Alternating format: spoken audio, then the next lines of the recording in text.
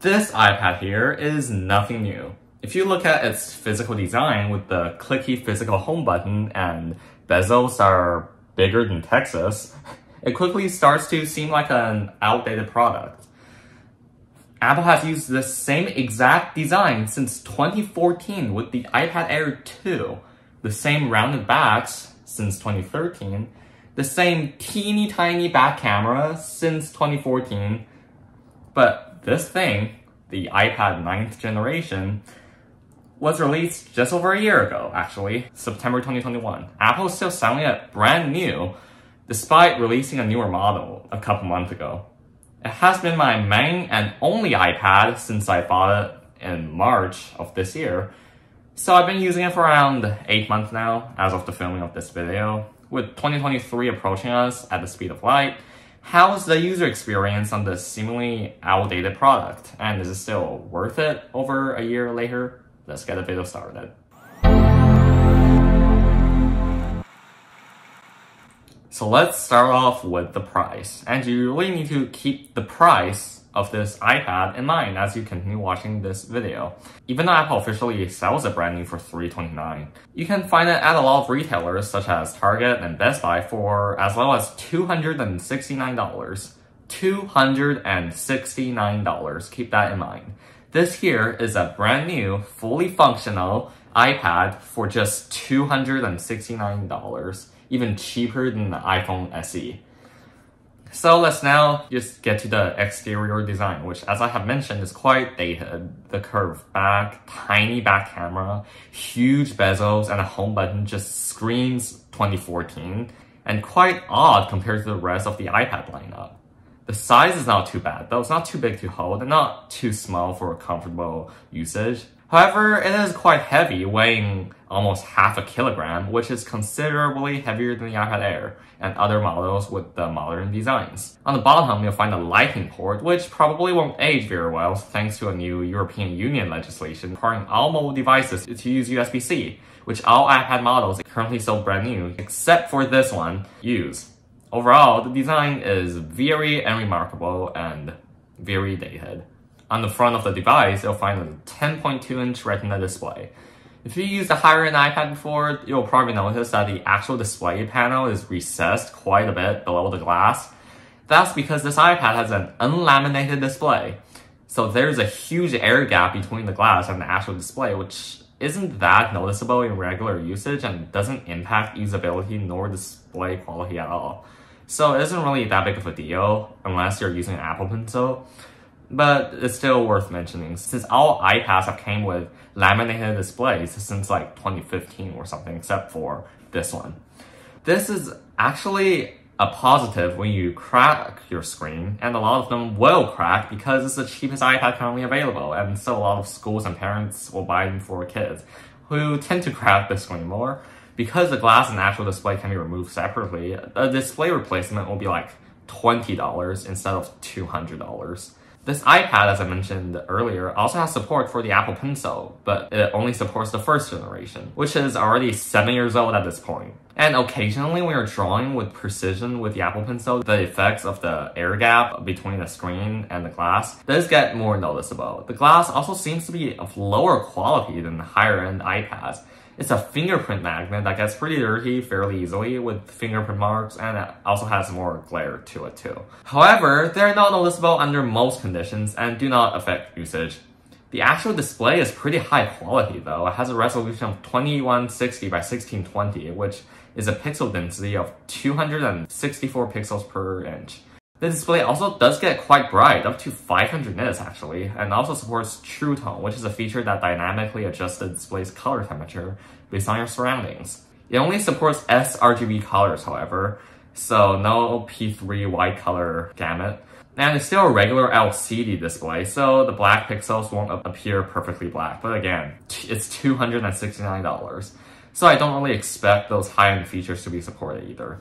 In daily usage, the display is high resolution, bright, big, and responsive, and despite a few corners cut, it's still fantastic and amazing to use. Performance is also definitely not a problem. While it looks old on the outside, it's actually fairly recent on the inside, packing an A13 processor with 3GB of RAM. It's the same processor found in the iPhone 11 Pro. In Geekbench 5, we got a single-core score of 1333 and a multi-core score of 3378, which is similar to a 2017 50-inch MacBook Pro. Pretty impressive for a tablet this cheap.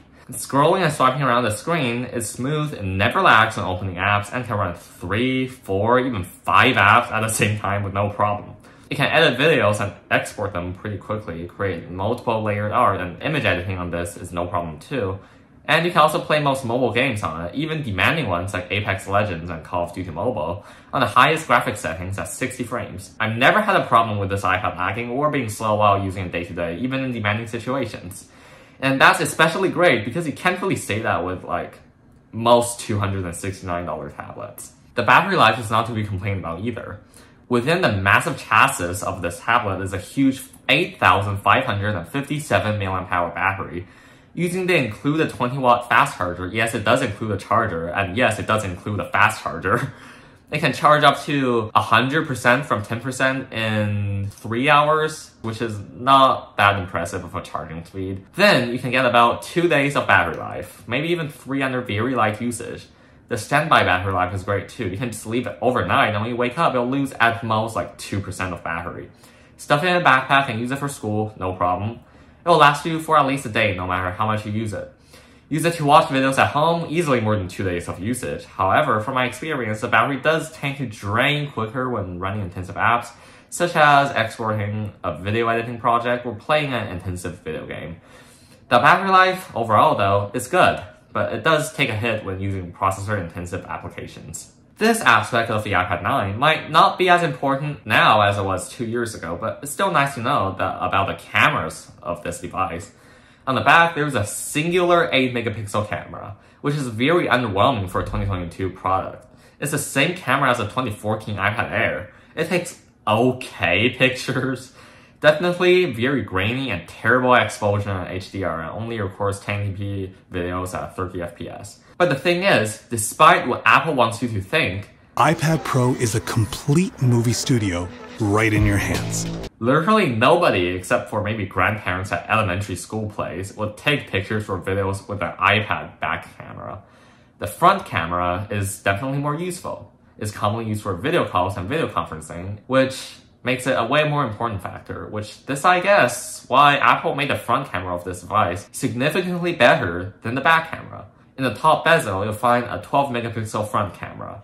Yes, it is the same front camera you'll find in an $1,100 iPad Pro. It supports 1080p 60 video recording with cinematic video stabilization and extended dynamic range for up to 30 FPS. But most importantly, it's also an ultra-wide front camera with a field of view of 122 degrees, which means it also supports center stage, which is a feature that can dynamically adjust the crop so the subject can always stay in the frame, which is really handy in video calls and also video conferences to keep you in view even if you walk around the room for a bit. And because of how high quality the front camera is, the image quality is sharp, crisp, and bright, so you'll have no problems with it. Now some miscellaneous stuff. Unfortunately, it does not have stereo speakers, to be expected for a $269 tablet, but still somewhat disappointing nonetheless. There's just 2 speaker modules on the bottom of the iPad, blasting sound only in one direction, unlike all other current iPad models. It gets moderately loud, but the sound quality definitely will not blow you away.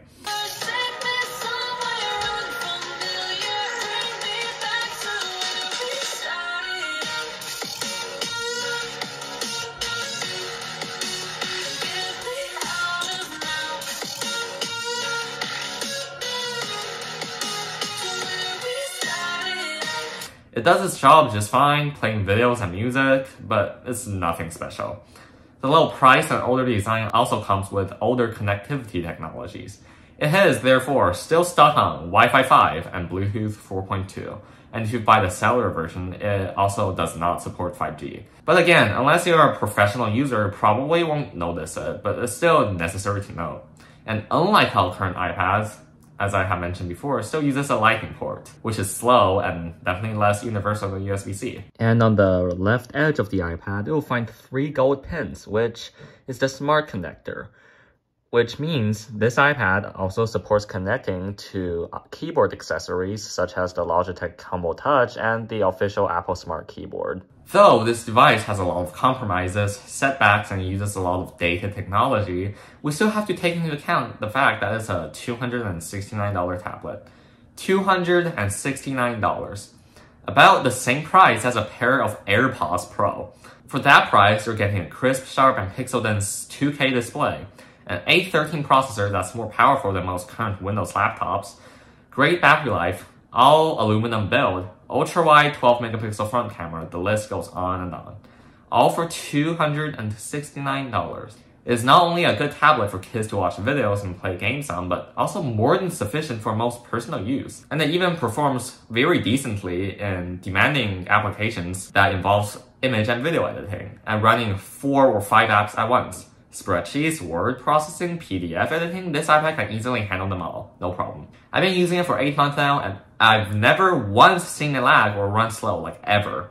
I watch videos, read articles, and occasionally edit stuff on it, running multiple apps at the same time pretty often. 0 problems.